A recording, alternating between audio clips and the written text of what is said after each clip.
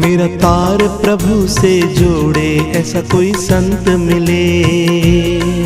मेरा तार प्रभु से जोड़े ऐसा कोई संत मिले।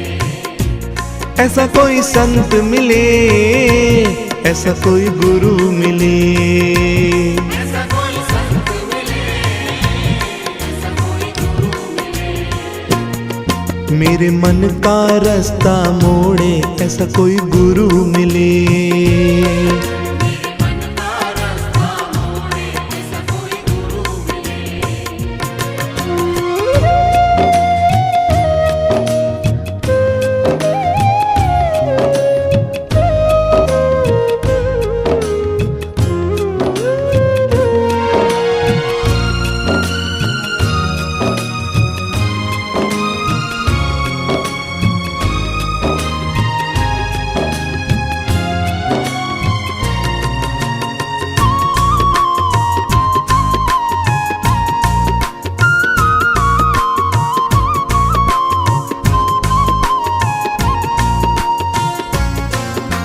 संत दरस के बड़े महात्म, दुर्लभ जग में संत समागम। दुर्लभ जग में संत समागम, दुर्लभ जग में संत समागम।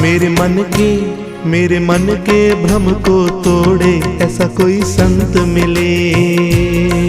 मेरे मन के भ्रम को तोड़े ऐसा कोई संत मिले। ऐसा कोई संत मिले, ऐसा कोई गुरु मिले। ऐसा कोई संत मिले, ऐसा कोई गुरु मिले। मेरा तार प्रभु से जोड़े ऐसा कोई संत मिले। मेरा तार प्रभु से जोड़े ऐसा कोई संत मिले।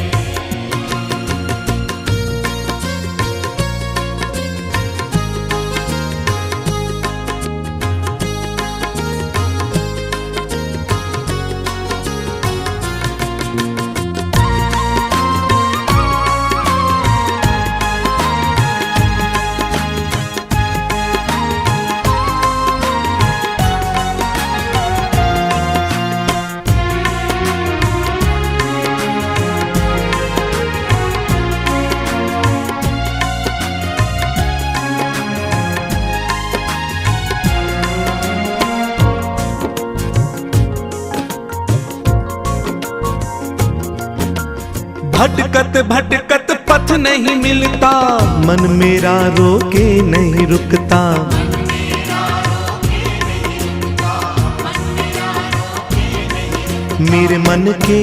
मेरे मन के रोके घोड़े ऐसा कोई संत मिले। मेरे मन के रोके घोड़े ऐसा कोई संत मिले। ऐसा कोई संत मिले, ऐसा कोई गुरु मिले। ऐसा कोई संत मिले, ऐसा कोई गुरु मिले। मेरा तार प्रभु से जोड़े ऐसा कोई संत मिले। मेरा तार प्रभु से जोड़े ऐसा कोई संत मिले।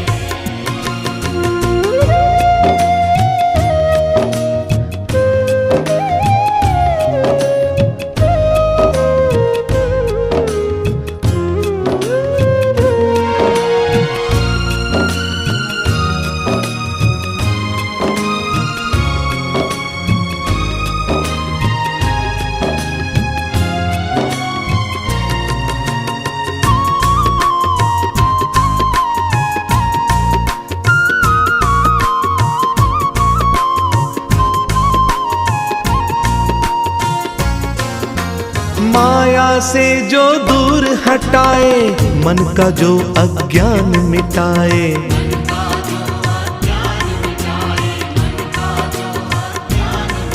मुझे सद्गुण दे दे थोड़े ऐसा कोई संत मिले। मुझे सद्गुण दे दे थोड़े ऐसा कोई संत मिले। ऐसा कोई संत मिले, ऐसा कोई गुरु मिले। ऐसा कोई संत मिले, ऐसा कोई गुरु मिले। मेरा तार प्रभु से जोड़े ऐसा कोई संत मिले।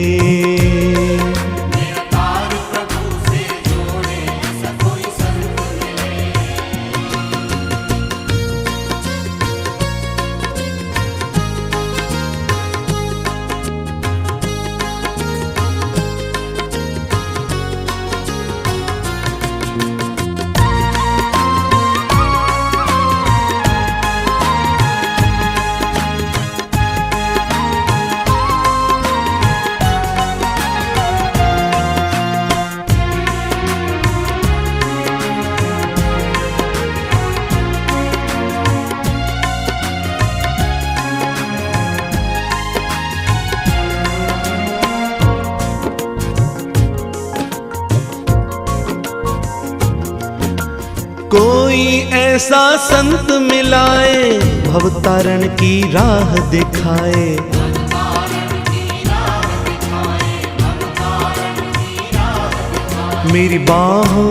मेरी बाह पकड़ना छोड़े, ऐसा कोई संत मिले।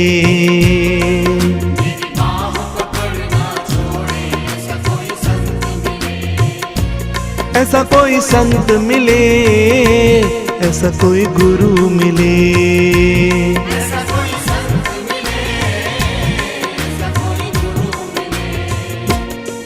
मेरा तार प्रभु से जोड़े, ऐसा कोई संत मिले।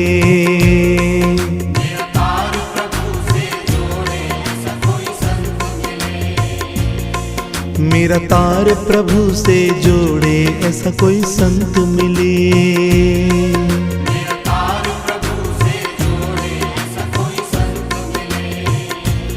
ऐसा कोई संत मिले, ऐसा कोई गुरु मिले।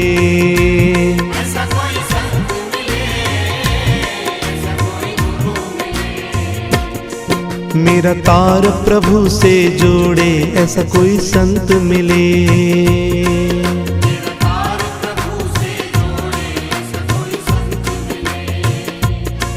मेरा तार प्रभु से जोड़े, ऐसा कोई संत मिले।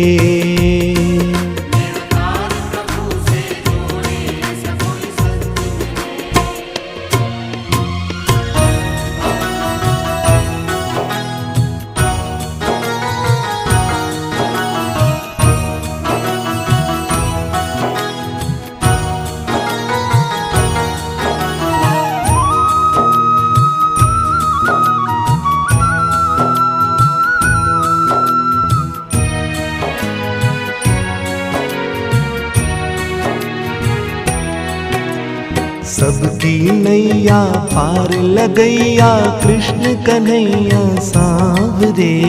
ब्रज गोपिन के चित्त चुरैया, मनमोहन घन श्याम रे। श्याम धुन लागी गोपाल धुन लागी, श्याम धुन लागी गोपाल धुन लागी। श्याम धुन लागी गोपाल धुन लागी, श्याम धुन लागी गोपाल धुन लागी।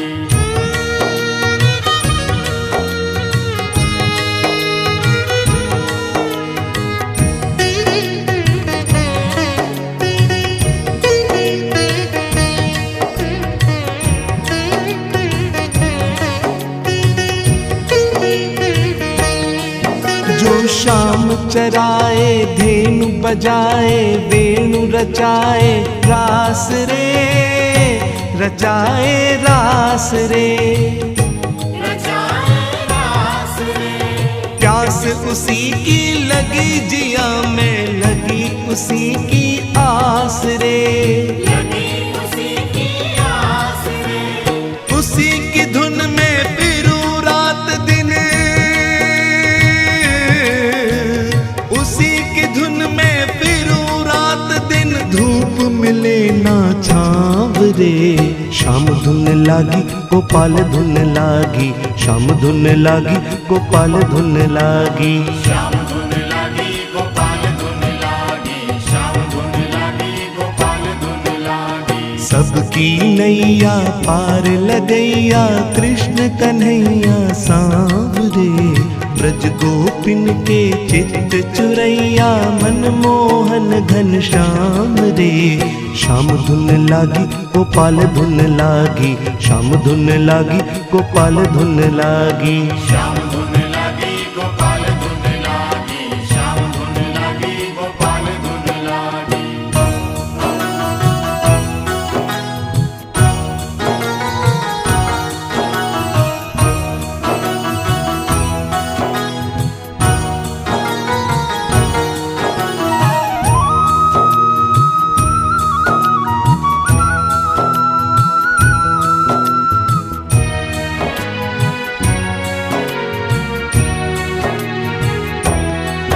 किस्मत से मिला नर जन्म छोड़कर, भरम भजन कर श्याम का। भजन कर श्याम का, भजन कर श्याम का।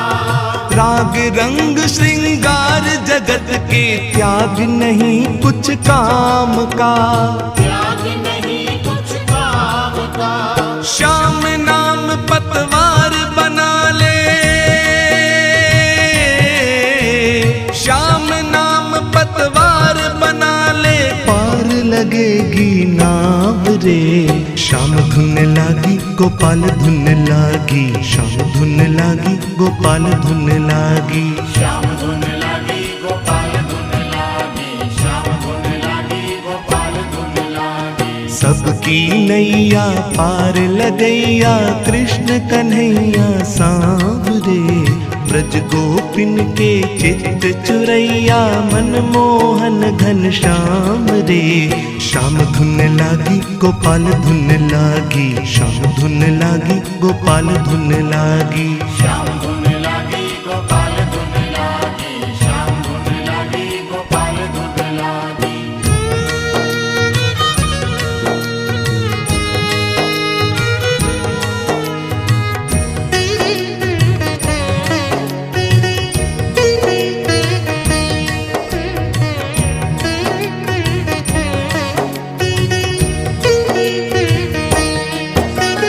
अनमोल धन मिले बिना किसी मोल के, आगे बढ़े चलो श्याम नाम बोल के। अनमोल धन मिले बिना किसी मोल के, आगे बढ़े चलो श्याम नाम बोल के। सच्ची जो है लगन तुम्हारी, सच्ची जो है लगन तुम्हारी, कभी थके ना पाँव रे। श्याम धुन लागी गोपाल धुन लागी, श्याम धुन लागी गोपाल धुन लागी। श्याम धुन लागी गोपाल धुन लागी, श्याम धुन लागी गोपाल धुन लागी। सबकी नैया पार लगैया कृष्ण कन्हैया सांवरे। ब्रज गोपिन के चित्त चुरैया मनमोहन घन श्याम रे। श्याम धुन लागी गोपाल धुन लागी, श्याम धुन लागी गोपाल धुन लागी। श्याम धुन लागी गोपाल धुन लागी, श्याम धुन लागी गोपाल धुन लागी। श्याम धुन लागी गोपाल धुन लागी, श्याम धुन लागी गोपाल धुन लागी। श्याम धुन लागी गोपाल धुन लागी, श्याम धुन लागी गोपाल धुन लागी।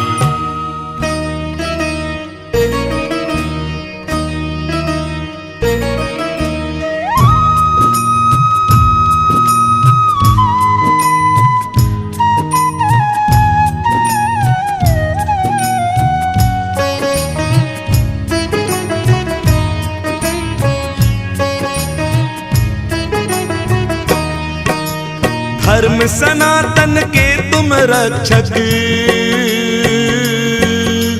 धर्म सनातन के तुम रक्षक। गौ माता की तुम संतान, गौ माता की तुम संतान। आगे बढ़ो रक्षा करो तेरी माता है परेशान। आगे बढ़ो रक्षा करो तेरी माता है परेशान। धर्म सनातन के तुम रक्षक,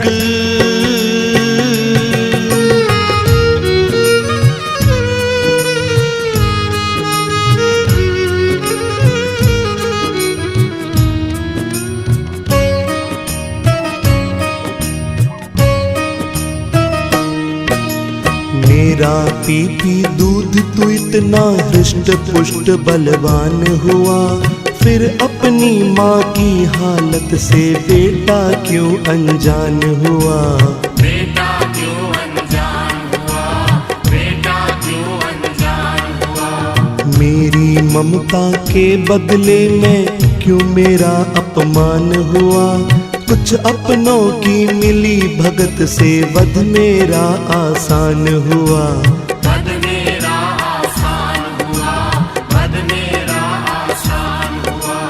मेरे लाडलो मुझे बचा लो,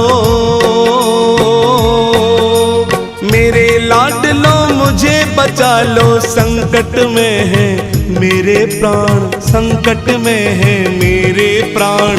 आगे बढ़ो रक्षा करो, तेरी माता है परेशान। आगे बढ़ो रक्षा करो, तेरी माता है परेशान। धर्म सनातन के तुम रक्षक,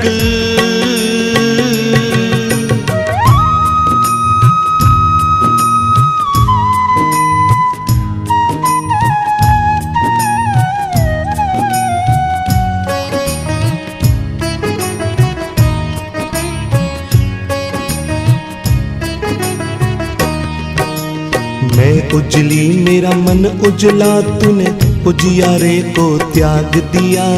कारे कारे अंधियारे को अपने घर में वास दिया। अपने घर में वास दिया, अपने घर में वास दिया। फिर मैं कैसे तेरे आंगन में खुशियों की सौगात भरूं, कैसे तेरे इस जीवन की विपदा और संताप हरूं। विपदा और संताप हरूं, विपदा और संताप हरूं। मुझे किताबों से निकाल कर धर्म सनातन के तुम रक्षक, गौ माता की तुम संतान, गौ माता की तुम संतान। आगे बढ़ो रक्षा करो, तेरी माता है परेशान। आगे बढ़ो रक्षा करो, तेरी माता है परेशान। धर्म सनातन के तुम रक्षक,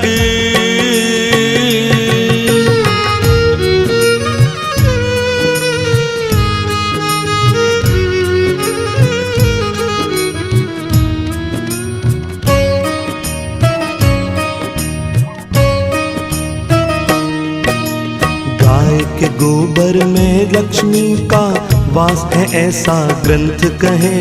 गौ की कृपा से कुछ दुर्लभ नहीं, कथा में ऐसा संत कहे।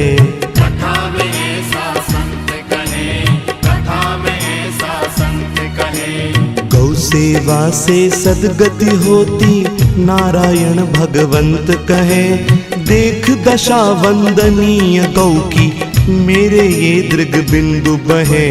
मेरे ये दृग बिंदु बहे, मेरे ये दृग बिंदु बहे। रक्षा का संकल्प धार लो, रक्षा का संकल्प धार लो। गौ माता देगी वरदान, गौ माता देगी वरदान। आगे बढ़ो रक्षा करो, तेरी माता है परेशान। आगे बढ़ो रक्षा करो, तेरी माता है परेशान। धर्म सनातन के तुम रक्षक,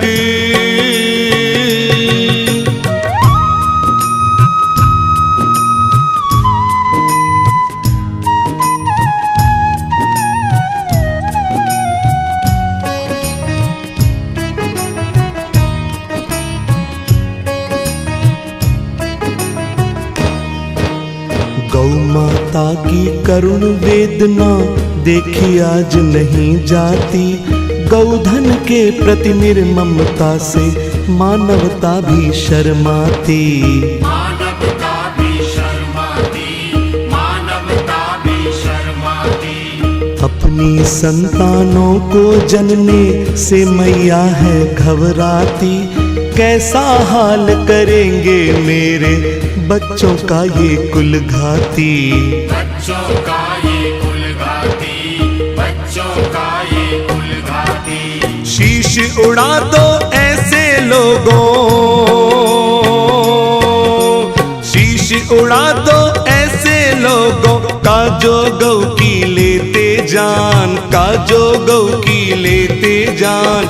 आगे बढ़ो रक्षा करो, तेरी माता है परेशान। आगे बढ़ो रक्षा करो, तेरी माता है परेशान। धर्म सनातन के तुम रक्षक,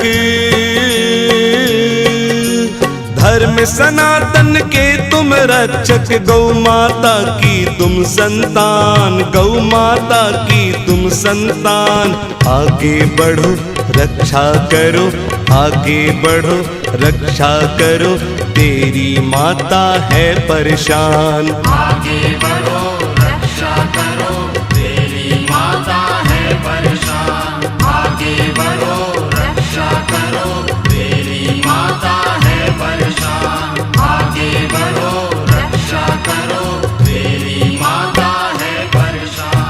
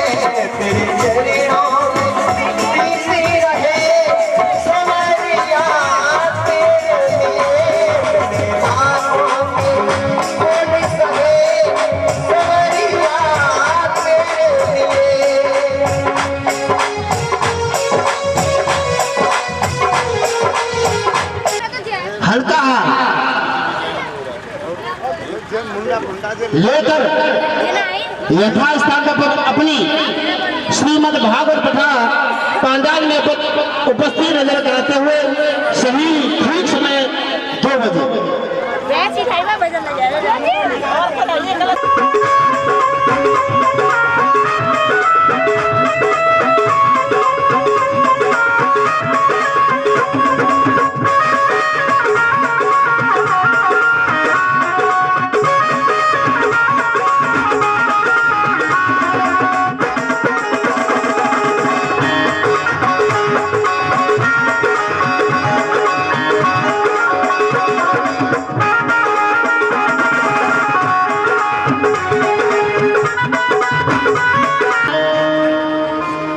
राधा रानी सरकार के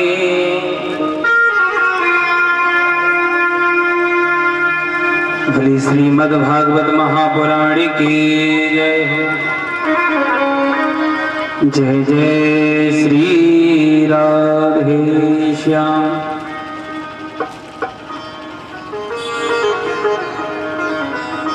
सभी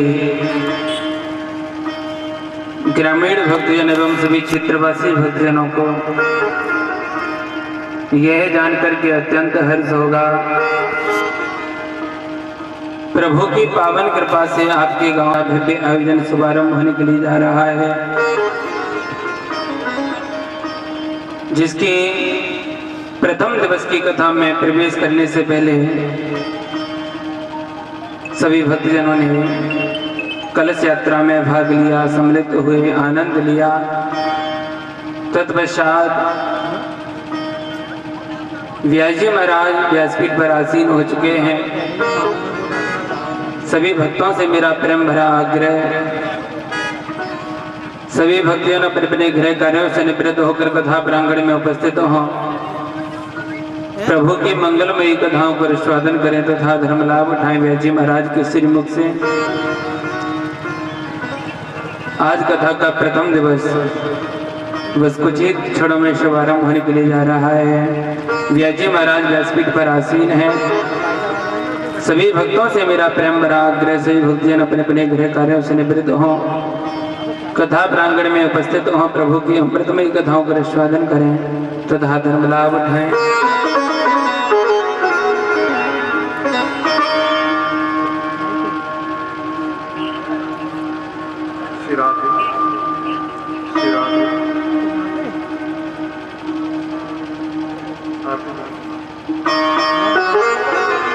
आइए परिषद जी महाराज खड़े हो जाएं। श्री भक्तजन भागवत भगवान की आरती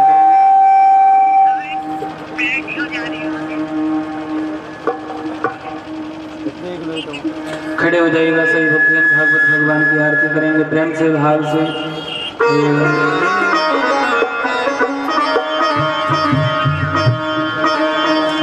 ओम हरि ओम। चंद्रमा मनसो जातः चक्षु सूर्यो अजायतः श्रोत्राद्वै प्राणसमुखादग्निर्जायतः।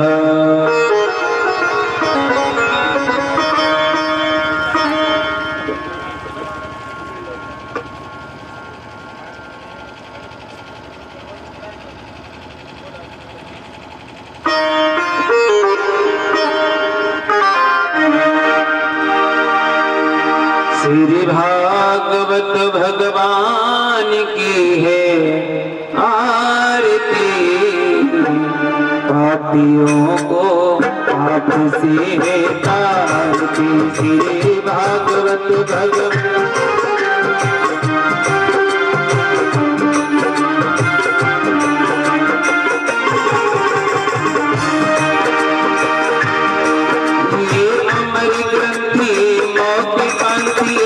पंचम वेद निराला, नभ ज्योति जगाने वाला।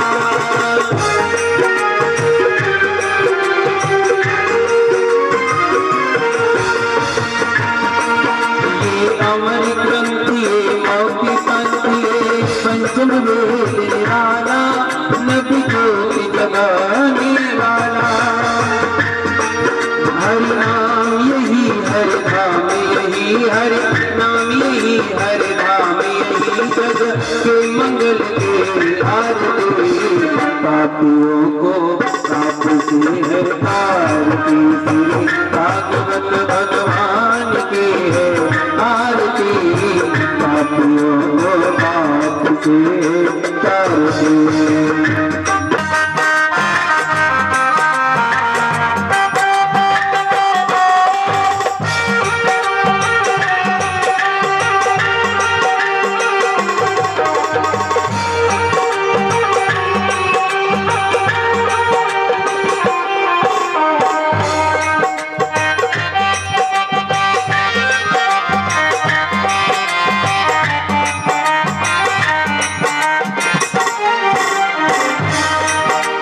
शांति गीत पावन पुनीत पापों को मिटाने वाला, हरि दर्द कराने वाला।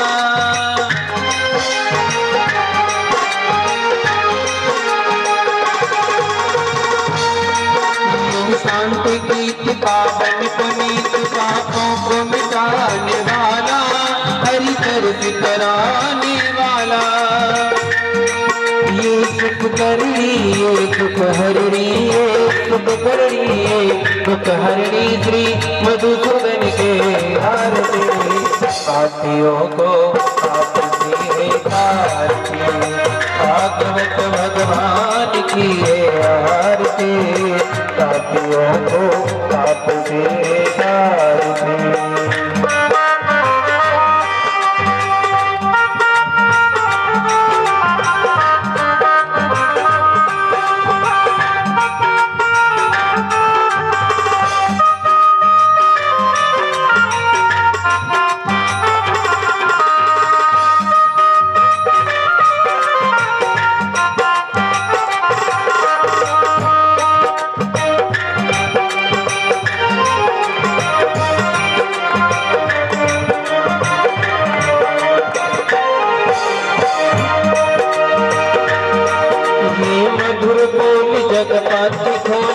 मार्ग बताने वाला बिगड़ी को बनाने वाला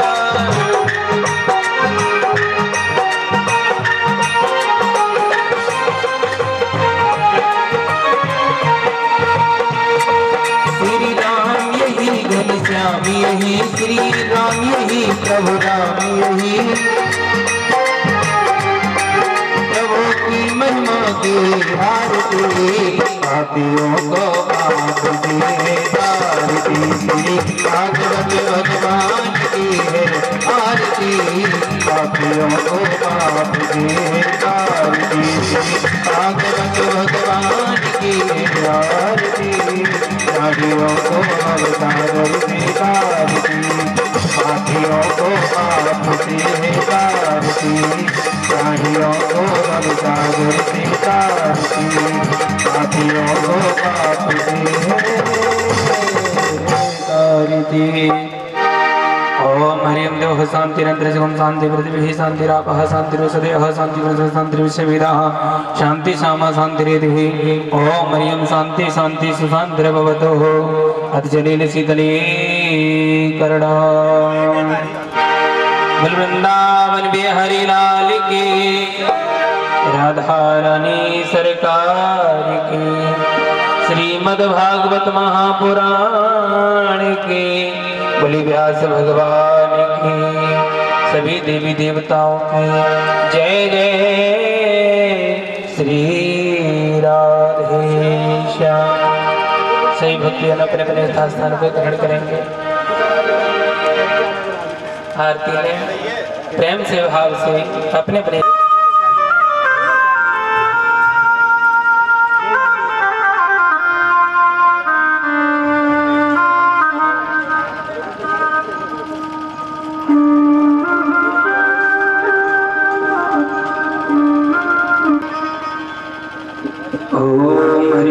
सच्चिदानंद रूपाय विष्णुविद्यादिहेतुवेता पत्र विनाशाय श्री कृष्णाय वयं नमः। कस्तूरी तिलकमललाट पटले वच्चे स्थले कौस्तुभं नासाग्रे परमाक्तिकं करतले वेणुकरे कंकणम् सर्वांगे हरिचंदनम जलदम कंठे च मुक्तावली गोपी स्त्री परमेष्ट विजयते गोपाल चूड़ामणि।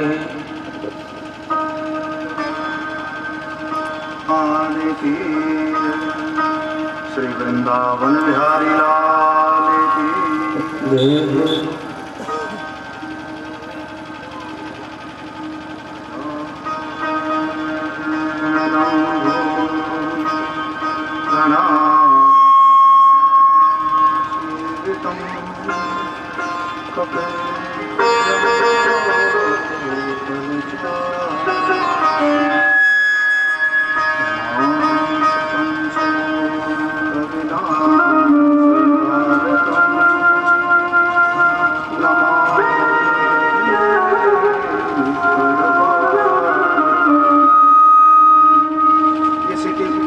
मुझे सुनाई दे रही है कि आपको और राजू को सुनाई दे रही है? क्या बात है।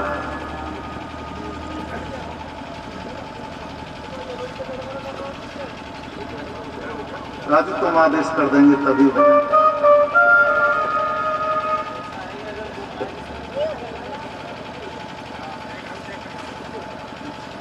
सिरा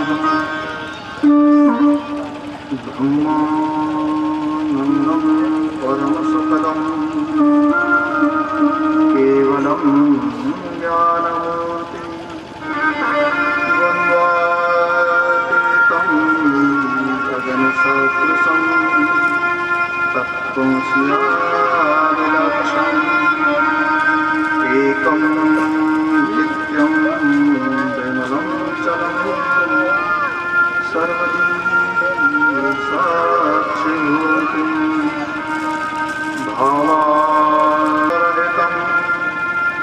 सद्गुरुं नमामि।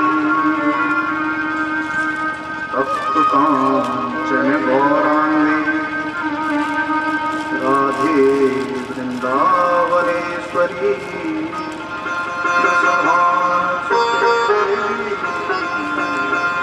प्रणमामि हरिप्रिये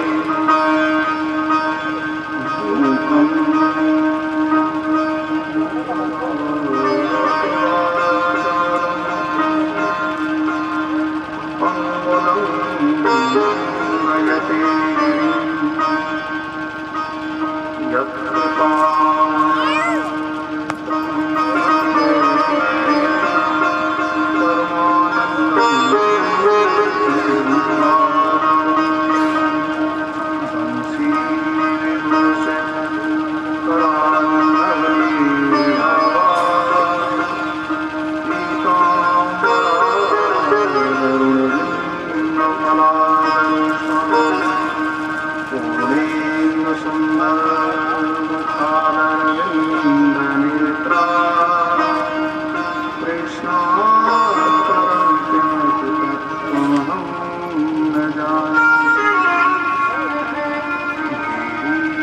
भगवादाहरो राधा नागर सो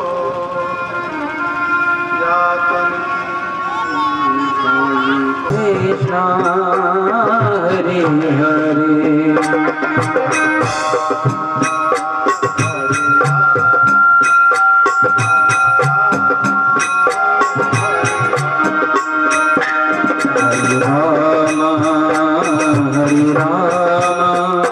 राम राम हरे हरे हरे कृष्णा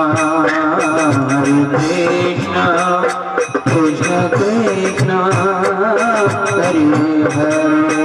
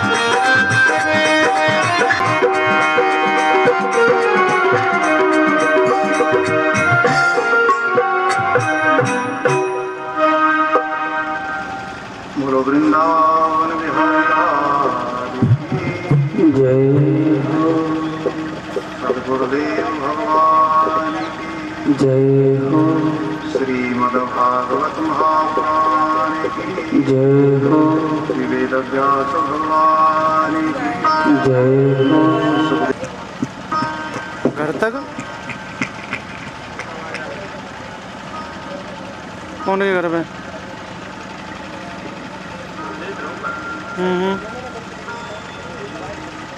श्री राधे तो नहाते 5 मिनट लेट फ्री हूँ मैं नहाते। श्री राधे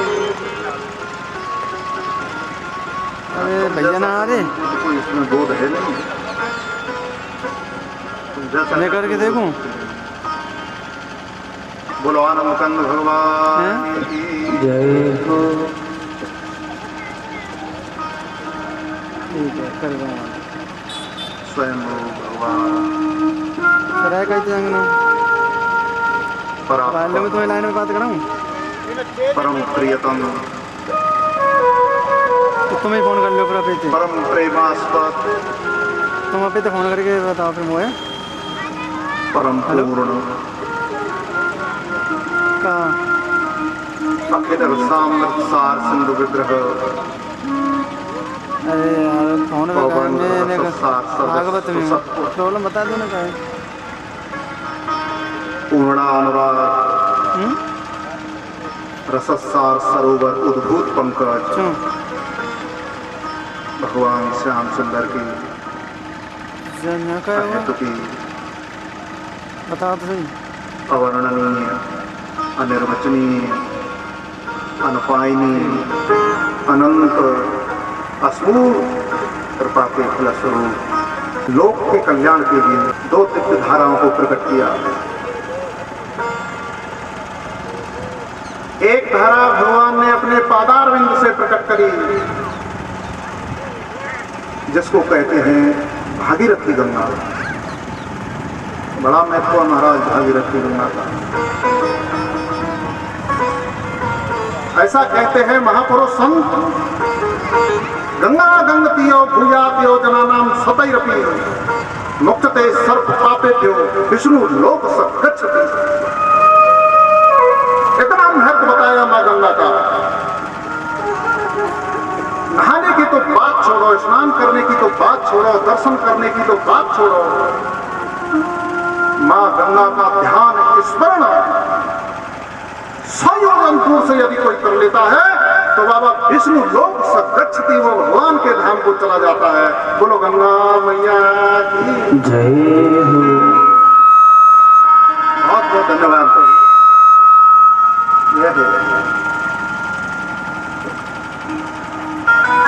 एक संत तो इतनी बात कहते हैं जो मां गंगा में स्नान करते हैं, जो भागीरथी गंगा, वो ब्रह्मा विष्णु महेश को प्राप्त नहीं करते, बल्कि ब्रह्मा विष्णु महेश हो जाते हैं। वो कहते हैं कि जैसे ही मां गंगा में आप स्नान करने के लिए अपने चरणों को रखते हैं तो चरणों से किसके निकली हैं? बोलो भाई, विष्णु भगवान का। तो आप विष्णु रूप हो जाते हैं। गंगा लहरी नाम का ग्रंथ है, उसमें ये विषय वर्णित है। जब आप थोड़ा और भीतर जाते हैं और अपने हाथों को स्पर्श कराते हैं तो हाथ से किसके निकली हैं? ब्रह्मा जी की। तो आप ब्रह्मा रूप हो जाते हो। और जब आप अंदर जाकर के महाराज डुबकी लगाते हो, जब जल आपके सिर के ऊपर वो करके जाता है तो सिर से किसके निकली हैं? शंकर भगवान के। तो आप शंकर रूप हो जाते हो। बोलो गंगा मैया की जय। गंगा लहरी नाम का ग्रंथ है महाराज, उसमें यह विषय वर्णित है कि राजकुमारियां जब स्नान करने के लिए गंगा जी में उतरती हैं, ध्यान देना प्यारे भगवत चरणानुरागी बंधुओं, जब राजकुमारियां गंगा में स्नान करने के लिए उतरती हैं तो उनके अंगों से लगी हुई कस्तूरी जिस हिरण की होती है वो हिरण विष्णु लोक को चले जाता है, वो हिरण भगवान के धाम को चले जाता है। ऐसा प्रभाव बताया मां गंगा का। उसी गंगा के किनारे पर ये सुंदर संवाद हुआ है। और दूसरी धारा भगवान ने अपने मुखारविंद से प्रकट करी इसको कहते हैं भागवती गंगा। व्यास जी महाराज ने रचना करी और रचना करके पोथी को लेकर के नारायण भगवान के पास गए। बोले प्रभु एक बार इसका अवलोकन कर लीजिए। आपने जो 4 श्लोक ब्रह्मा जी के लिए कहे थे, आपकी कृपा से वो 18,000 कर दिए गए हैं। कोई गलती सलती हो तो इसको पढ़ लीजिए और फिर बताइए। भगवान ने अवलोकन किया। बोले नाम क्या रखा है इसका? बोले भागवत महापुराण। बोले ठीक है, बहुत अच्छे आशीर्वाद भगवान ने दे दिया। और वहीं भगवान का चरण दबा रही थी माता लक्ष्मी। बोले मैया आप भी आशीर्वाद दे दीजिए, क्योंकि भगवत्या प्रथम की भागवत है, जो माता भगवती की वाणी है वो भागवत है। लक्ष्मी मैया बोलेंगे ये जबरदस्ती वाला नाम नहीं चाहिए। यदि मेरा आशीर्वाद लेना है, लक्ष्मी मैया ने कहा, तो मेरा नाम बिल्कुल स्पष्ट अक्षरों में डालो। तो माता लक्ष्मी को प्रसन्न करने के लिए श्रीमद लगा दिया और पूरा नाम हो गया श्रीमद भागवत महापुराण। बोलो श्रीमद भागवत महापुराण की। इसीलिए भैया ये तभी से वरदान मिला हुआ है कि जहाँ भागवत होगी वहाँ माता लक्ष्मी पहले ही आकर के विराज जाती हैं और आखिर तक आप ही रहती हैं, कोई टेंशन नहीं रहता। अच्छा, किसी ने प्रश्न किया कि महाराज ये भागवती गंगा का वर्णन कर दिया और भागीरथी गंगा का वर्णन कर दिया, इनमें भी यदि तुलना करी जाए तो फिर कौन श्रेष्ठ है? तो फिर आचार्य कहते हैं देखो, भागीरथी जो गंगा है वो भगवान के पादारविंद से निकली है और भागीरथी गंगा भगवान के भागवती गंगा भगवान के मुखारविंद से निकली हैं। चरणों की अपेक्षा मुख का ही स्थान बड़ा है, इसलिए ये भागवती गंगा ही श्रेष्ठ है। और दूसरी बात यह सुनो महाराज, यदि भागीरथी गंगा में आपको स्नान करना है तो फिर वो आपके घर नहीं आएंगे, हरिद्वार जाना पड़ेगा, प्रयाग जाना पड़ेगा, आपको वहीं जाना पड़ेगा जहां है। लेकिन भागवती गंगा में स्नान करना है तो इनको आप अपने गांव ले जा सकते हैं, अपने मोहल्ले में ले जा सकते हैं, अपने घर ले जा करके स्नान कर सकते हैं, कहीं भी ले जा करके स्नान कर सकते हैं। इसलिए ये भागवती गंगा ही श्रेष्ठ है महाराज। कितने दिव्य भाव हैं महात्माओं के। अच्छा, भागीरथी गंगा में किनारे पर स्नान किया तो उतना महत्व नहीं है। भागीरथी गंगा में यदि किनारे पर स्नान किया तब तो ठीक, और अंदर गए तो फिर महाराज गए, फिर कोई बचाने वाला नहीं है। गोताखोर भी निकल करके यही कह देते हैं अब गए हो तो गए हो, कहा इसीलिए भागीरथी गंगा के तो किनारे पर स्नान करो और इस भागवती गंगा में तो महाराज डूब करके गहराई में जा करके स्नान करो, और भी अंदर जाओ और भी अंदर जाओ। जितनी गहराइयों में चले जाओगे भागवत में उतना ही रस उत्पन्न होता चला जाएगा। जिनको जाते न पानिया गहरे पानी पे मैं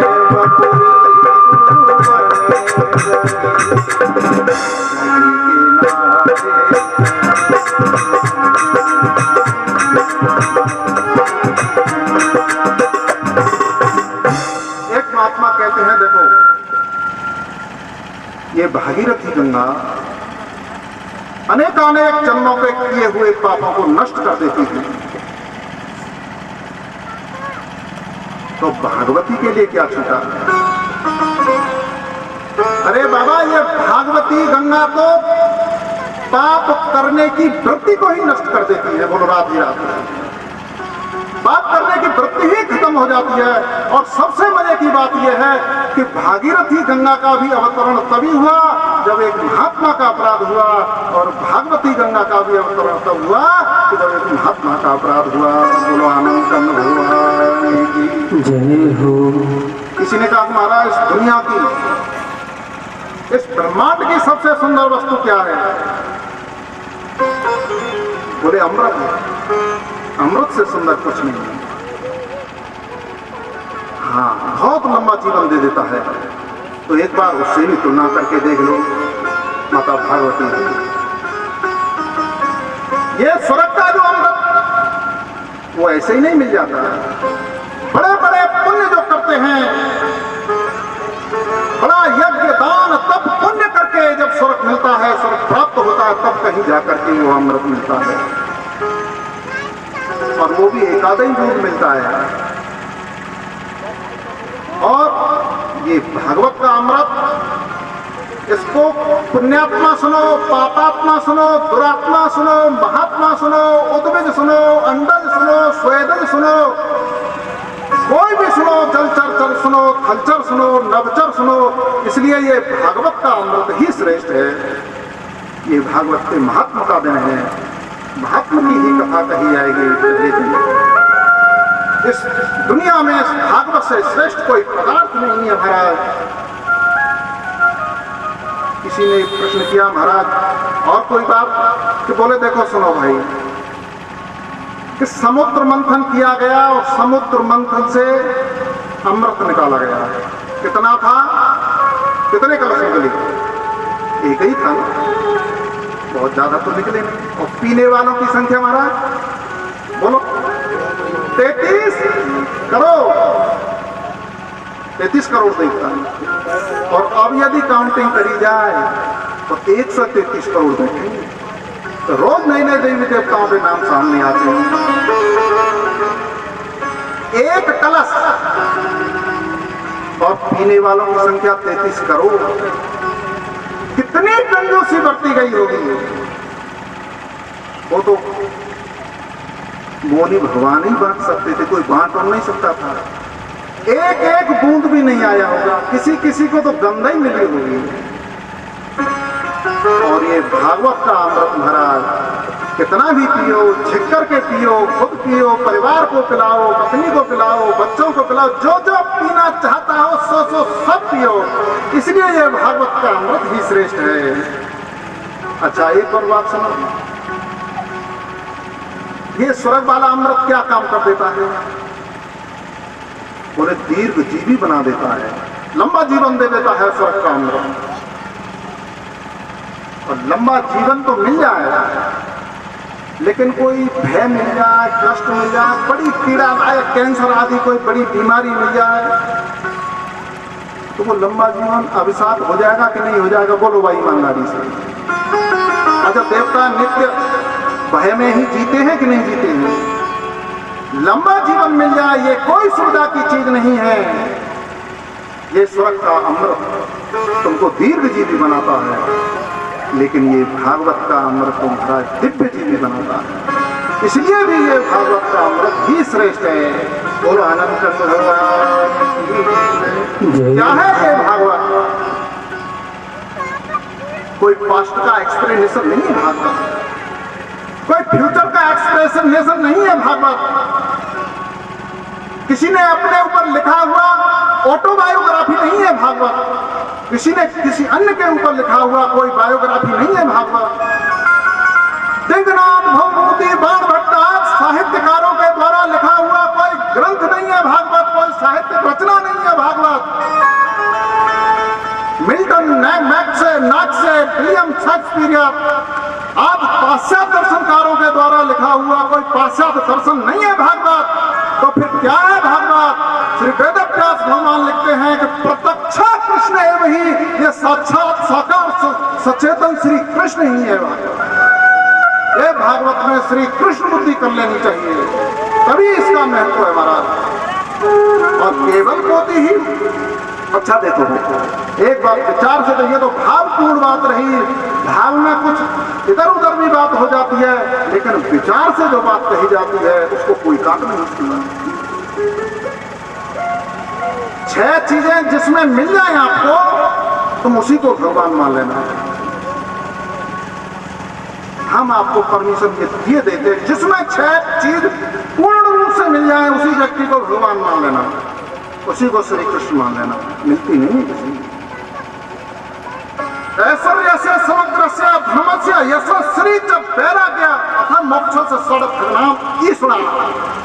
पूर्ण वैराग्य हो, पूर्ण ऐश्वर्य हो, पूर्ण धर्म हो, यश हो, श्री हो, और पूर्ण ज्ञान हो जिसके अंदर, वही व्यक्ति भगवान।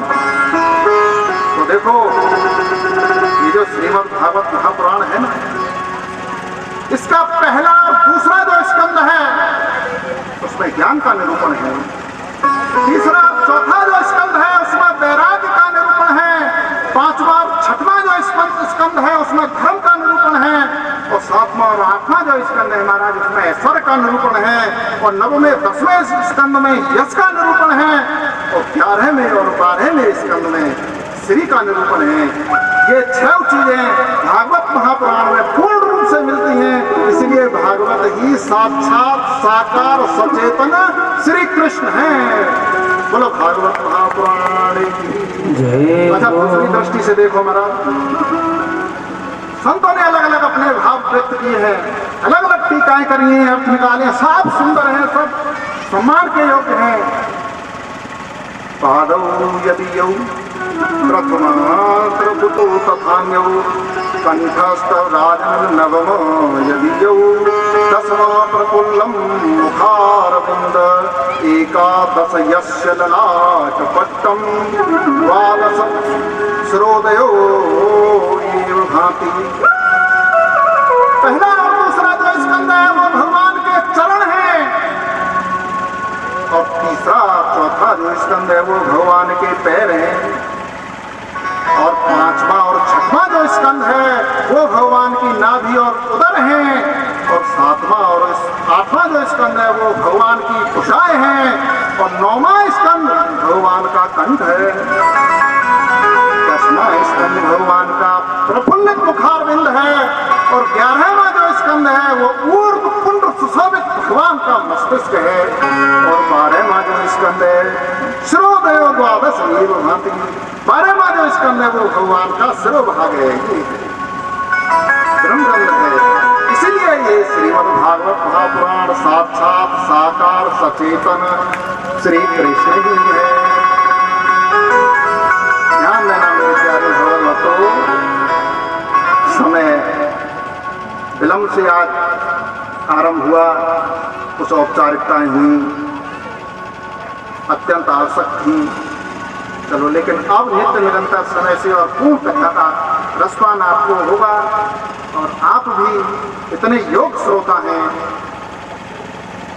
कि नित्य निरंतर एक एक शब्द को आप सुनेंगे नहीं बल्कि पिबतम पिएंगे।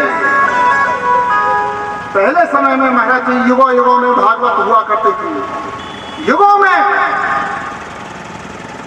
और युगों तक ही असर रहता था,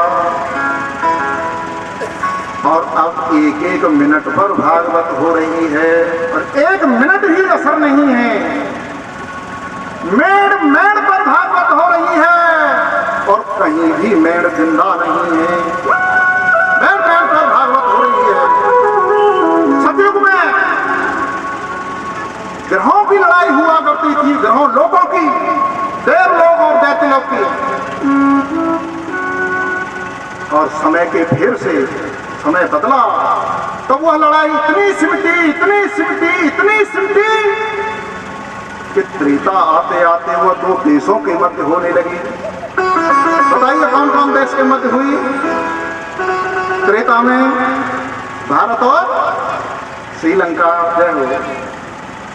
और द्वापर आते आते समय के फेर से द्वापर आते आते वह लड़ाई इतनी सिमटी एक परिवार में ही होने लगी। बोलो भाई, कौरव पांडवों का एक ही परिवार था कि नहीं महाराज? और कलयुग आते आते वो इतनी सिमटी, क्या बताएं कि एक ही आदमी के भीतर होने लगी।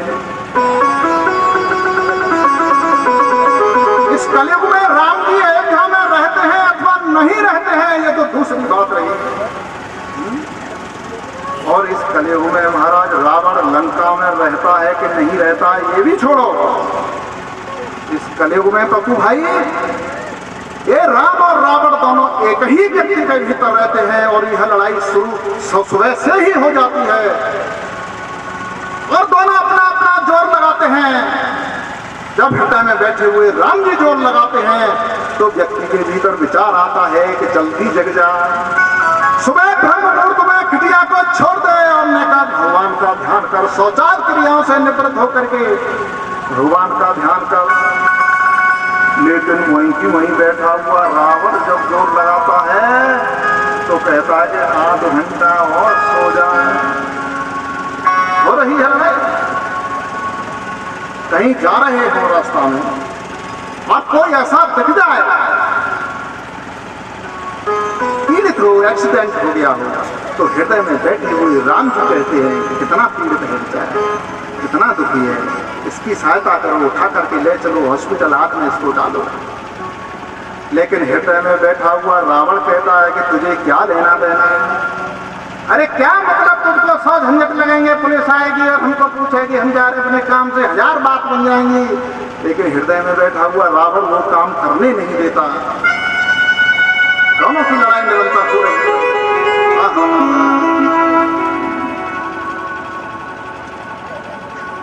कहीं भागवत हो रही तो हृदय में बैठे हुआ राम जी कहते हैं कि चल कछुना तो 4 बात बढ़िया ही सुनियावे वो। हृदय में बैठे हुए राम जी जब जोर लगाते हैं तो व्यक्ति सोचता है कि वह नाम भगवान के ले आएंगे, चलो कछुना है तो वहाँ वेद सबन के दर्शन है जाएंगे, रामा कृष्णा है जाएंगे। लेकिन हृदय में बैठा हुआ रावण कहता है कि हमारो कहा मतलब रोज भागवत है रही है, ये अपने पत्तनों तासनों कायकू छोड़ के भागे, अपने पत्ताओं को नहीं छोड़ सकते। और ये पत्ता शब्द का अर्थ रोज करूंगा और रोज भी 2-4 बार करूंगा। पत्ता माने पतिता, पत्ता जो खेलता है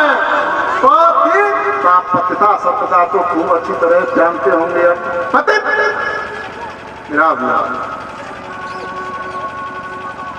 जब हृदय में बैठा हुआ रावण जोर लगाता, जब हृदय में बैठा हुआ रावण जोर लगाता है तो व्यक्ति मदिरालय पर चला जाता है, वेश्यालय पर चला जाता है, दारू के ठेकों पर चला जाता है और अनेक बुराइयों में चला जाता है, बहन बेटियों की तरफ गलत दृष्टि से देखता है। और जब हृदय में बैठे हुए राम जी जोर लगाते हैं तो फिर व्यक्ति भागवत में ही पहुंच जाता है, भगवत चर्चा में ही पहुंच जाता है, संकीर्तन में ही पहुंच जाता है। अब ये लड़ाई कब तक चलेगी? कभी तो इसका आखिर होगा, कभी तो इसका दिया, कभी तो कोई जीतेगा कोई हारेगा। उसी की जीत हो जाएगी जिसने आहार ज्यादा किया होगा, जिसने आहार ज्यादा किया होगा वो परिपुष्ट होगा, बलिष्ठ होगा, बलवान होगा और वही जीत जाएगा। यदि तुम्हारे हृदय में बैठे हुए रावण ने भोजन ज्यादा किया है, माने गलत गलत जगहों पर तुम गए हो, व्यभिचार में गए हो, अनाचार में गए हो, पापाचार में गए हो, अनेक जीवों को यदि कष्ट दिया है तो तुम्हारे हृदय में बैठा हुआ रावण बलवान है और वह रावण जीत जाएगा। और यदि वो जीत गया तो फिर अधोगच्छन्त तामसा तमो, निम्न योनियों को, अधो योनियों को ले जाएगा। और यदि तुम्हारे दिल में बैठे हुए राम जी जीत गए, राम जी का भोजन क्या है ये तो सुन लिया जाए। सत्संग में जाना, कथा में जाना, भागवत में जाना और संतों की सेवा करना, महापुरुषों का सानिध्य करना, शास्त्रों का अध्ययन करना, नियम संयम ब्रह्मचर्य तपस्या स्वाध्याय आदि ये सब करना, ये राम जी का भोजन है। और यदि राम जी ने भोजन किया है तो तुम्हारे हृदय में बैठे हुए राम जी जीत जाएंगे महाराज। और राम राज बैठे त्रिलोका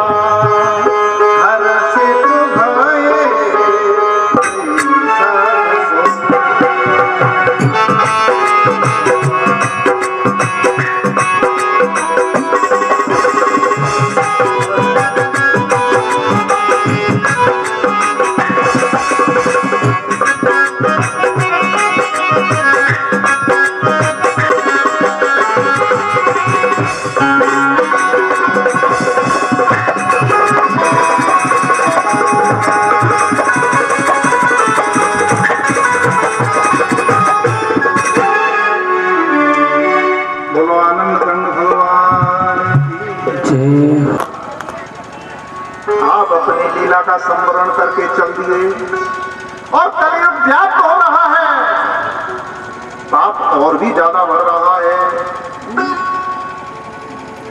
कैसे काम चलेगा?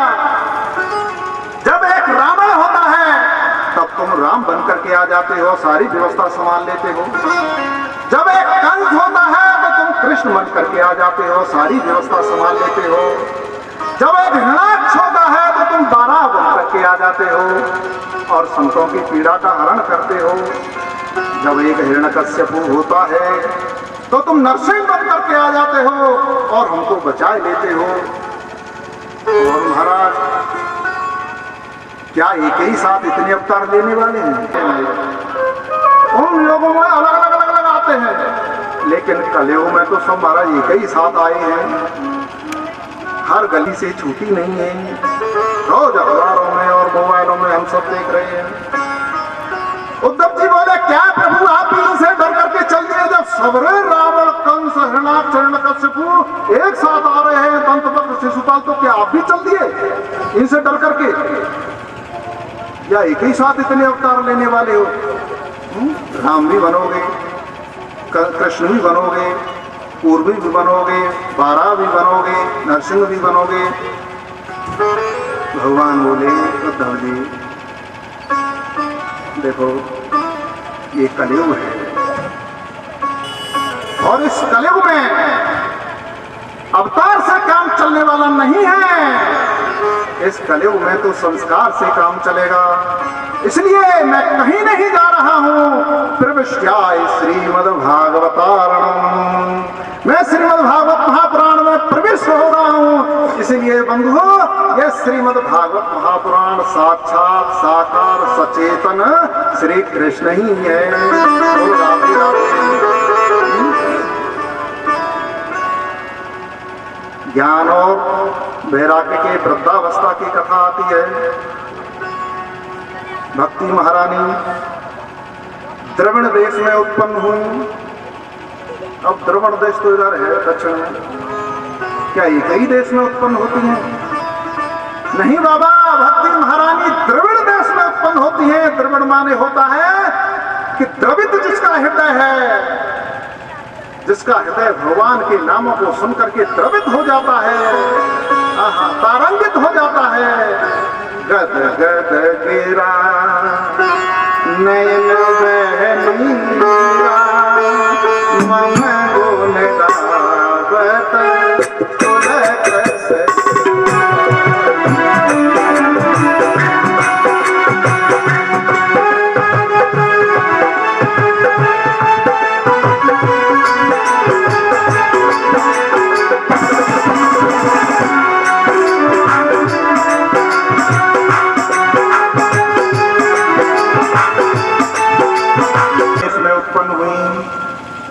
कर्नाटक में पली बड़ी।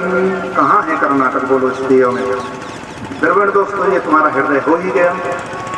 कर्नाटक में पली बड़ी, महाराष्ट्र में कहीं कहीं सम्मान को प्राप्त हुई और गुजरात में जाकर के तो बिल्कुल बूढ़ी हो गई और वृंदावन में आकर के तरुण हो गई और उनके बेटे ज्ञान वैराग्य मूर्छित हो गए, बिल्कुल वृद्ध हो गए और आर्तनाद करके रोने लगी। नारद जी महाराज निकल रहे थे। भो साधु क्षणम तिष्ठ क्षणमपि मत चिंतामपि नाशय। अरे ओ साधु, ओ महात्मा, कहाँ जा रहे हो? मेरी चिंता का नाश करिए। कितना सुंदर संकेत है इस श्लोक का, ध्यान दीजिए मेरे विद्वान श्रोताओं, कि सबरी दुनिया का कष्ट निवारण करती है माता भक्ति, लेकिन भक्ति का कष्ट निवारण करते हैं वो साधु संत महात्मा महापुरुष संत भक्त ही उसके कष्ट का निवारण करते हैं। अब देखिए, ये बड़ी विचारणीय बात है। बहुत तेजी से इस प्रसंग पर ऊपर होकर के निकल जाना ठीक नहीं है, क्योंकि यह योग वक्ताओं का काम नहीं है। महात्मा के पहले अध्याय के 29वें श्लोक में ब्रह्मौ शब्द लिखा है। ज्ञान वैराग्य क्या हो गए? बूढ़े हो गए। ब्रह्मौ बहु पतकौ पार्श्वे। और उसी अध्याय के 45वें श्लोक में लिखा है कि जर्जरौ ज्ञान वैराग्य नामानो जर्जरो काल योगे न जर्जरो, वो जर्जर हो गई। अच्छा, अब विचार तुम अपनी मीमांसा इसमें लगाओगे तो व्रत और जर्जर दोनों शब्दों का अर्थ अलग अलग है। जर्जर तो जर्जर हो ही गया कमजोर, और व्रत माने तो महाराज बड़ा भी होता है, वयोव्रत, ज्ञान व्रत कहते हैं ना, बड़ा महान। तो ज्ञान को जर्जर कैसे कह सकते हैं? एक वृत्ति ज्ञान है, बौद्धिक ज्ञान है, वो तो जर्जर हो सकता है, उसके लिए तो जर्जर शब्द लिख दिया, हो गई बात। ठीक है, बुद्धि ज्ञान तो कभी होता है कभी नहीं होता है, स्मृति कभी होती है कभी नहीं होती है। लेकिन यदि बात कहीं मीमांसकों ने आत्मज्ञान की तरफ कर दी तो फिर वह कैसे व्रत हो सकता है? उसके लिए लिखना कि वृद्धो वो बड़ा है, महान है, अणोरणियाम महतो महिया, उसमें बुढ़ापा जवानी जैसा कोई विकार नहीं है, वो जसका तस है, अपने में परिपूर्ण है। वेदव्यास भगवान ने इस भागवत की रचना कितना दोष बचा करके करी है मेरे विद्वान श्रोताओं, कि कहीं इसमें ऐसा न कह दे कि ज्ञान वैराग्य बूढ़े हो गए तो आत्मज्ञान भी बूढ़ा होता है क्या महाराज? कभी उस पर तो कोई फर्क नहीं पड़ता। कितनी सिद्धांत की प्रक्रिया ग्रंथ है ये। ऐसे ही कह करके निकल जाना ठीक नहीं है कि ज्ञान वैराग्य बूढ़े हो गए। तब भक्ति ने कहा कि महात्मा मेरा नाम भक्ति है, और मेरे आसपास बैठी हुई ये जो देवियां हैं ये सब पवित्र पवित्र नदियां हैं, और ये भी इसी वजह से परेशान है कि ज्ञान और वैराग्य का अभाव हो गया है। और वही महाराज देखने में भी आ रहा है उन पवित्र तीर्थों में केवल जिज्ञासु बन करके जाया करते थे, महात्माओं के सानिध्य में रह करके उनकी सेवा करके तब ज्ञान प्राप्त किया करते थे। और अब तो गाँव के घर में दो नातेदार आ जाए, बोले चलो वृंदावन डोलिया में। वृंदावन का महत्व इसलिए नहीं है कि पिकनिक करने के लिए चले जाएं, केवल शॉपिंग करने के लिए चले जाएं, केवल ऐसे ही घूमने चाट पकौड़ी के लिए चले जाएं। ऐसे भक्तों को लेकर के ज्ञान और वैराग्य का बूढ़ा होना कहा, नंबर एक बात। अच्छा, दूसरी बात ये समझो, ये ज्ञान वैराग्य का बूढ़ा होना क्या है? ध्यान देना महाराज, कि भगवान को एक देश में मान लेना, एक ठिकान में, एक मंदिर में भगवान को मान लेना, और सर्वत्र भगवान का अभाव देखना, ये ज्ञान का बूढ़ा हो जाना है। और वैराग्य का बूढ़ा हो जाना, सारा धन संपत्ति मुझ में मेरे पास हो, सब मैं सुखी रहूं, मेरा परिवार सुखी रहे, मेरी पत्नी सुखी रहे, मेरे बालक सुखी रहे, सब सोना चांदी नोट बंडल सब मेरे पास हो, और पड़ोसी गिर जा।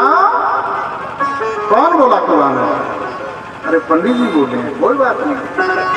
पड़ोसी गिर जा कुआं में, सबरो गांव चूल्हे भारन गिर जाए, मैं सुखी रहूं, मेरे पास सबरी संपत्ति संपदा हो, ये वैराग्य का बूढ़ा हो जाना है। ये अन्वेषण है, अन्वेषण का नाम रखा हुआ है, खोज का नाम रखा हुआ है, आत्मस्वरूप को लखा दे उसका नाम रखा हुआ है। सुबह सुबह जगे, स्नान किए, आरती किए, भगवान को स्नान कराए, आरती किए, भोग लगाए, सुनिश्चित समय में उतनी ही देर में, वो सब उनकी सीमा तय होती है कि इतनी देर में भगवान को निवृत्त करके बस मंदिर का ताला लगा करके भगवान को तो बंद इसमें कर दिया, ये तो इसमें बंद हो गया, इसको तो कुछ नजर आ नहीं रहा है। और अपने व्यापार में, दुकान में, जहां भी काम करते हो वहां वो साक्षात भगवान को कष्ट देंगे। एक लोहार की, कारीगर की बनाई हुई मूर्ति को भगवान मान लेना, और भगवान की बनाई हुई इन मूर्तियों को कष्ट देना, ये ज्ञान का बूढ़ा हो जाना है। और ज्ञान और वैराग्य के सहित जो भक्ति है महाराज, उसको भी बताते हैं। ज्ञान वैराग्य सहित जो भक्ति करता है महात्मा, वो मंदिर में भी भगवान की पूजा ठीक ठीक करता है, समय से जगता है। स्नान खुद करता है, भगवान को कराता है, तिलक छापे अपने लगाता है, भगवान के भी लगाता है, आरती भी करता है, और जहां भी काम करता है, जो भी धनोपार्जन करता है, जो भी व्यवसाय करता है, वहां भी निरंतर भगवान के नामों का ही जप करता रहता है, क्योंकि उसको ऐसा बोध है कि प्राणी मात्र में मेरा परमात्मा बैठा हुआ है। मैंने यदि इस संसार के किसी भी जीव को कष्ट दे दिया तो मेरे परमात्मा को ही कष्ट हो जाएगा, मेरे भगवान को ही कष्ट हो जाएगा। इसलिए वो किसी प्राणी को कष्ट नहीं देता। ऐसी जो भक्ति करता है, जो ज्ञान और वैराग्य के सहित भक्ति है महाराज। बंधुओं, भक्ति की इस दयनीय स्थिति को देख करके नारद जी महाराज बोले कि हम करेंगे कुछ उपाय। अनेक महात्माओं के पास गए, संतों के पास गए, चरणों में जाकर के दंडवत प्रणाम किया। तो बोलो कोई उपाय बताओ। ज्ञान वैराग तो बेहोश पड़े हैं माता भक्ति की गोद में। अब जब नारद जैसा महात्मा प्रश्न पूछ रहा हो तो कौन बोले महाराज? आता भी हो तो उसके भी पांव कांप जाए कि नारद के सामने कौन बोले हो। बहुत परेशान हो गए और प्रण कर लिया, प्रत्येक प्राणी के हृदय में मैंने ज्ञान और वैराग्य को भक्ति सहित स्थापित नहीं कर दिया तो मेरा भी नाम नारद नहीं। इतना कह करके उन्होंने समझा कि अब मुझे तप कर लेना चाहिए। तप करने की बात जैसे ही उनके मन में आई कि आकाशवाणी हो गई कि नारद जी आपको इसका समाधान संतों से महात्माओं से मिल जाएगा। इतना कह करके वाणी तो बंद हो गई, लेकिन आशय ठीक नहीं समझ पाए कि आकाशवाणी कहनी क्या चाह रही थी। तप करने के लिए जैसे ही बैठने वाले थे तुरंत सनक सनंदन सनातन और सनत कुमार महात्माओं का आगमन हुआ।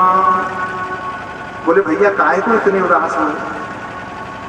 वो भी भैया है ना उनके छोटे, नारद जी छोटे हैं, वो बड़े हैं। तो बोले भक्ति महारानी बैठी हैं, वो तो तरुण हैं और उनके पुत्र ज्ञान और वैराग्य बिल्कुल जर्जरित हो गए हैं। बोले कोई उपाय किया? कुछ किया? क्या परेशानी है? बोले महाराज सवरे टेस्ट कराए लिए, न तो अल्ट्रासाउंड में आ रहा है न सीटी स्कैन में आ रहा है, पता कुछ नहीं चल पा रहा है कि क्या परेशानी है, लेकिन होश नहीं आ रहा है। तुमने कोई टैबलेट दी?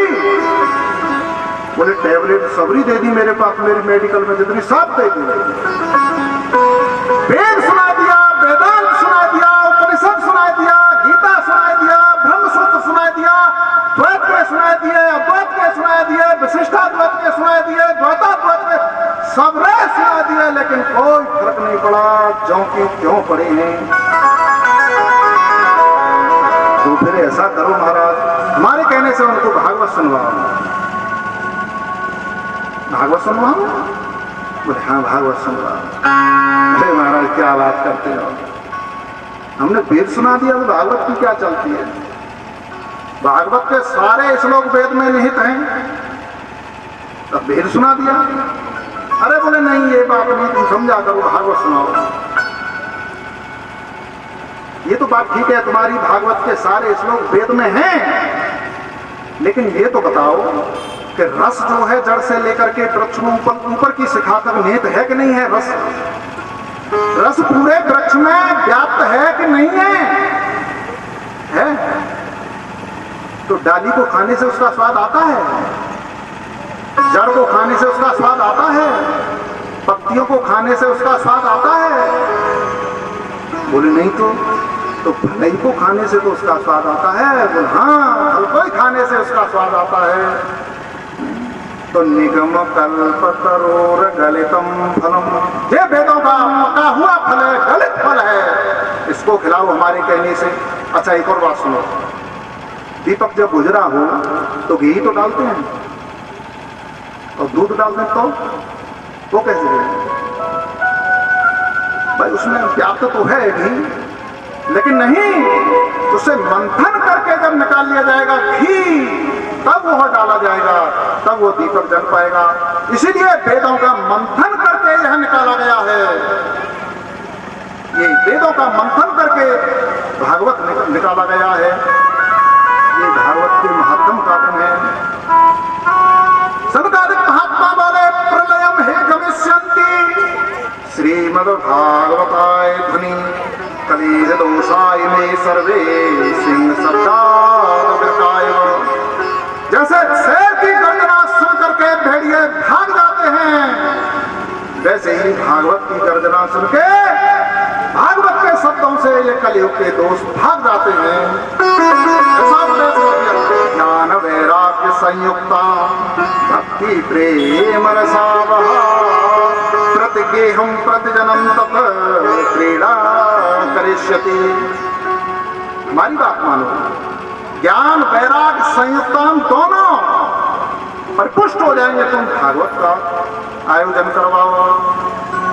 महाराज भागवत का आयोजन करवाया गया, एक आसन मंच बनाया गया, उस पर सनकादिक महात्माओं को स्थापित किया गया। बहुत से रसिक भक्त आए भागवत का श्रवण करने के लिए। रघु वशिष्ठ चवन गौतम मेधातिथि देवल देवराज मार्कंडेय पिप्पलाद योग सूर्या छाया सुख जाजली अनेक महात्माओं का आगमन हुआ और बहुत रसमयी वाणी में तो भागवत की धारा प्रवाहित हुई। और महाराज आखिरी दिन क्या हुआ कि ज्ञान और वैराग्य परिपुष्ट हो गए और भगवान भी वहां आए, सब नृत्य करने लगे। बोलो आनंद करने भगवान। इसीलिए ये भागवत महापुराण साक्षात साकार सचेतन श्री कृष्ण ही है। इसमें कृष्ण वृद्धि कर लेनी चाहिए।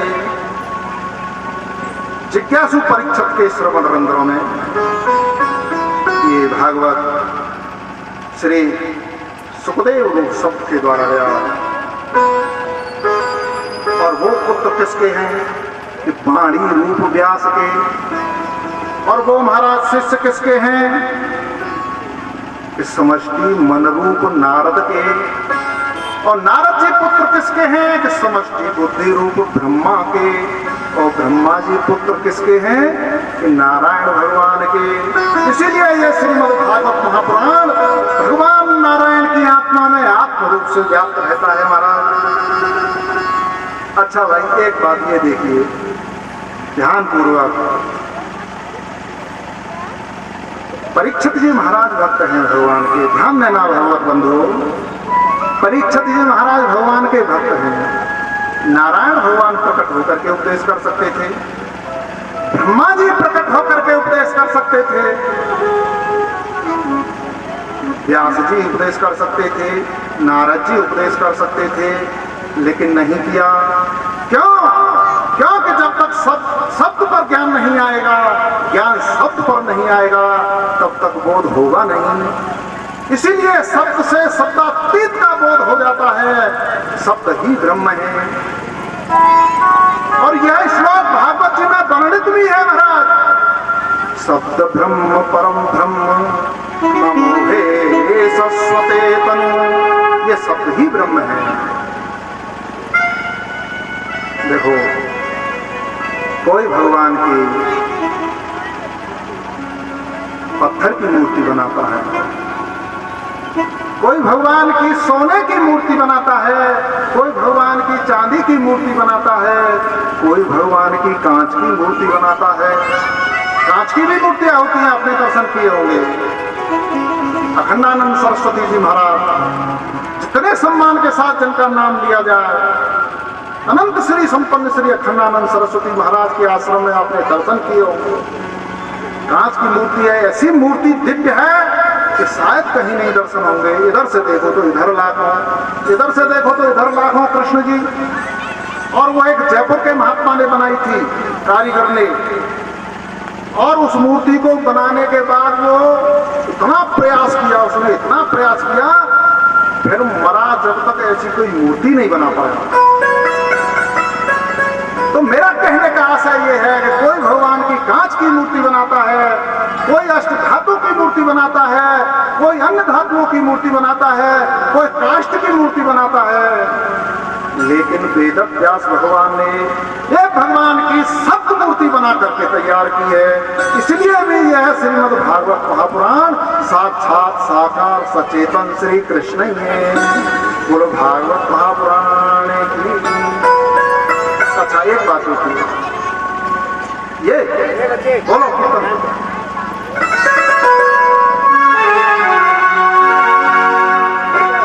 बरसी रही प्रभु की कृपा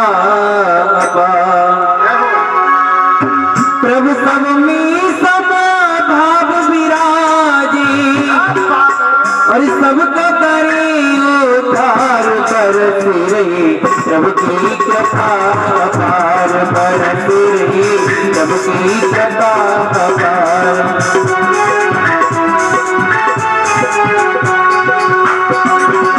प्रभु सब में सब भाव विराजी सबका करे उद्धार बरसी रही प्रभु की कृपा पार बरसी रही प्रभु की कृपा पार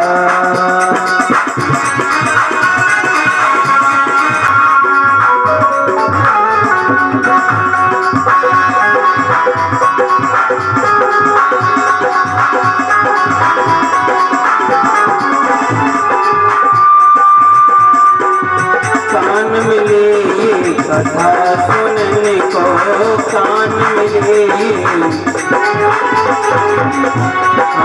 नैन मिले हरि दर्श करने को नैन मिले हरि दर्श करने को हाथ मिले सेवा करके नर हाथ मिले सेवा करके नर मानव जन्म सवार बरसी रही प्रभु की कृपा पार बरसी रही प्रभु की कृपा पार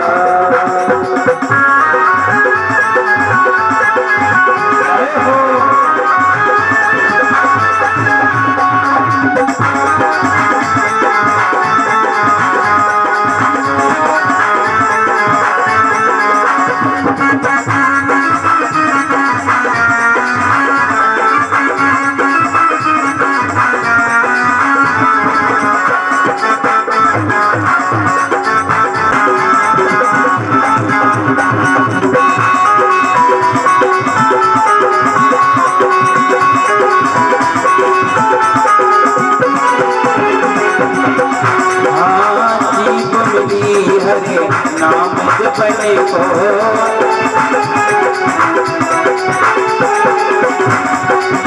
जीव मिली हरे नाम जपने को जीव मिली हरे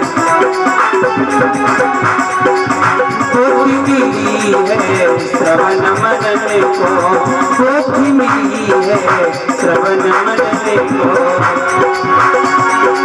श्रवण मनन को अध्ययन करके श्रवण मनन को अध्ययन करके हो जाओ भव से पार बरसे प्रभु की कृपा पार बरसे प्रभु की कृपा पार प्रभु सब में सब भाव विराजे प्रभु सब में सब भाव विराजे सबका करे उद्धार बरसे प्रभु की कृपा पार बरसे प्रभु की कृपा पार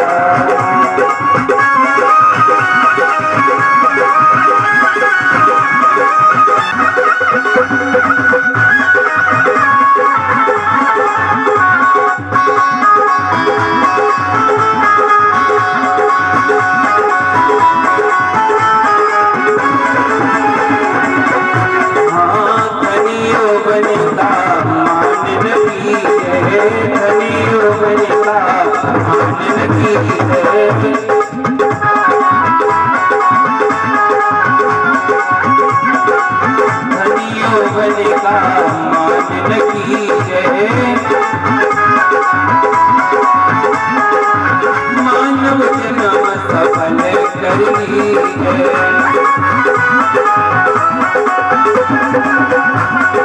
राम नाम का सुमिरन करके हो राम नाम का सुमिरन करके हो जा भव से पार बरसे प्रभु की कृपा पार बरसे रही प्रभु की कृपा पार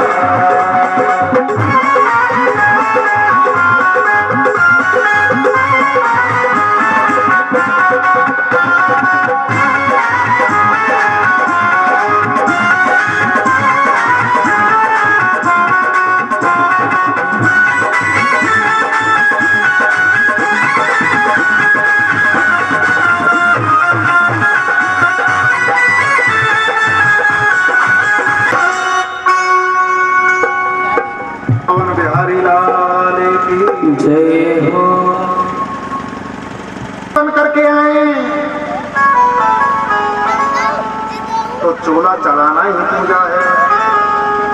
यदि भगवान गिरिराज बन करके आए तो परिक्रमा करना ही पूजा है। और यदि भगवान शब्द रूप लेकर के आए हैं, भागवत बन करके आए हैं, तो कहना और सुनना ही पूजा है। इसलिए नित्य निरंतर इस जीव को भगवान की चर्चाओं की रसास्वादन करते रहना चाहिए। धुंधकारी की कथा आती है महाराज आत्म में। आत्मदेव नाम के ब्राह्मण तुंगभद्रा नदी के किनारे रहते हैं। उनकी पत्नी का नाम है धुंधली। कोई पुत्र नहीं है, कोई बेटा नहीं है। एक दिन उनकी बहन आई धुंधली की, तो उदास बैठी धुंधली। बोले क्यों उदास बैठी हो? कि कोई बेटा ही नहीं है। अच्छा तुम्हारी कोई बेटा ही नहीं है? बोले नहीं तो। बोले यहाँ तो हर साल है। 6 हो गए, 7 माह तैयार है, हमारा ले लेना, क्यों चिंता करती हो? आत्मदेव ने महात्मा से जाकर के जंगल में प्रार्थना करी, मरने के लिए चले गए। बोले आप तो मर ही जाएंगे। महात्मा बोले मरो मत। अब ये देखिए विचार की बात है, क्या कभी आत्मदेव ने अपने गांव में पुत्रों से परेशान पिताओं को नहीं देखा होगा? गलमाना पकड़ करके पिता को झकझोर रहे होंगे, ये दृश्य भी देखे होंगे। लेकिन फिर भी पुत्र ही चाह रहा है। तो भैया ये जीव की आदत बन गई है कि 100 जूता खाए तमाशा कुछ कहीं देखे। क्या पैसे वालों से एक बार जाकर के पूछ लो, वो पीड़ित नहीं है? क्या अपहरण पैसे वालों के नहीं होते हैं? अच्छा हमारा अपहरण करेगा तो कोई करेगा क्या? हमारा पैसे वालों से ही झंझट है। और कहो कि महाराज बालक दास का कोई अपहरण करना चाहे तो करेगा क्या? पैसे वालों के ही अपहरण होते हैं और उन्हीं को भयंकर बीमारियां होती हैं और हमारी आंख के सामने यह हमको दिख रहा है और फिर भी पैसा ही कमाने लगे हैं। तो ये जीव की आदत बन गई है कि 100 जूता खाए तमाशा घुसके ही देखे। क्या हमने अपनी आंखों से पत्नियों से फटकार खाते हुए लोगों को नहीं देखा है? बुरा भला कह रही है। क्या झाड़ू खाते हुए नहीं देखा है? खूब देखा है, लेकिन फिर भी विवाह कर लेना चाह रहे हैं। क्योंकि यह जीव की आदत बन गई है कि 100 जूता खाए